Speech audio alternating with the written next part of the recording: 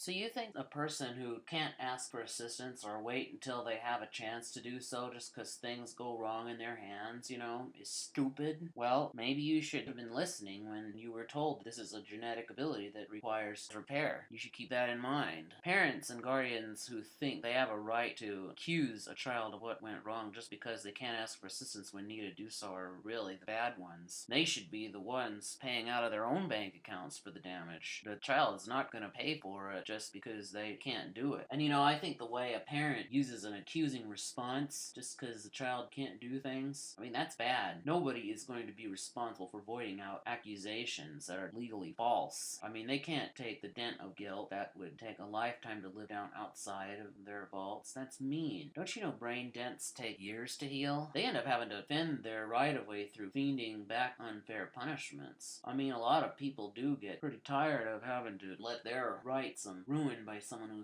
can't think. A lot of times they threaten, talking violent consistently, and put concern in their teachers and friends and other relatives. There's all sorts of things. Concern is a big situation in our society, and that's what happens when people get violent. And people will think it's acceptable to break stuff that's acting up and take it out on themselves to do so. There's a lot of people who do that these days. They probably wouldn't be as stupid doing that if you'd stop accusing them and start listening.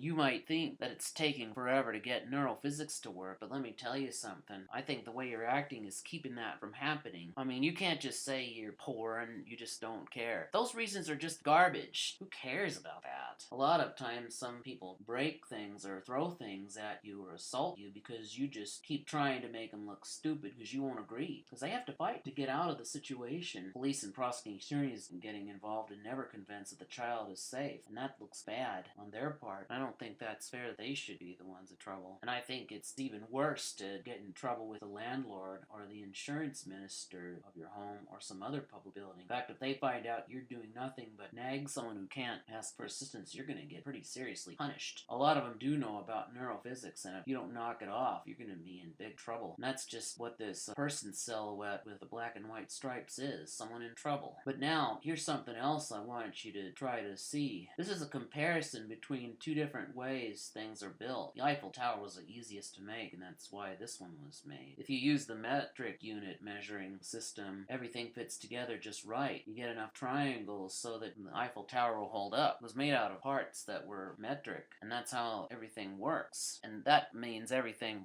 functions right. The auto-flush toilets will do it at just the right time. They won't be as likely to over-respond or under-respond if they're made correctly with the metric parts. This is the standard unit system. Look at that. There's no way that kind of Eiffel Tower will hold up. It would turn out just awful instead of Eiffel, so you gotta make sure that you don't build it that way so it can keep its proper title. Almost anything built this way is gonna have problems, so you've got to use your thinking about this. As well as a person's not responsible for their inability to ask for assistance, they're not responsible for the way the measuring system is made, and I think that's just kind of unfair. It's no use trying to change anybody's ability or try to handle them because, they didn't make a measuring unit system. You should know that. And here's something else. This is a new kind of lock for the lockers, and if you'd use one of these, it actually works a whole lot better. You don't have to worry about messing up. You can actually start over if you push the wrong one. You don't have to concentrate nearly as hard. You push in the button you're told to, and if you turn it to the right, that programs the combination in. Turning to the left opens the locker. The combination isn't working. And you've got a white light that indicates good to go. You can open it. And the red light means you have the wrong one and then you have to start over. This makes it a lot easier because then you don't have to worry too much. Chances of somebody being able to do that, all depending on the order in which these things are done, well, it's gonna be very slim. Probably 1 out of the billions, maybe, if lucky at all, if you see what I mean. And that just all depends on how many there is. And you could put as many numbers as you like in this one, too. Now, if we did the right thing and left the inability to ask for assistance to the neurophysicist to repair, well, people will have a way to take the time to be honest about what they can't do. And that kind of helps them see what's going on. They'll probably never need to find ways to excuse themselves from the kind of unfair punishment you offer them. They won't even need to talk violently, putting a lot of people at stake. They may not even be tempted to break anything either. They'll probably be calm enough never to throw things at you or break things either. Police won't have to get involved and expect all sorts of situations situations. You won't even have to face trouble with the landlord either. And I think that would be great if we could do that, because everybody gets a medal if they do, you know. But I want you to understand something. I want you to keep this in mind. This is very important. See, nobody's responsible for being born without the genetic ability to ask for assistance. It was declared genetic some odd years ago because, I'm guessing probably 1993, but when we got to the 100th try and it did not work.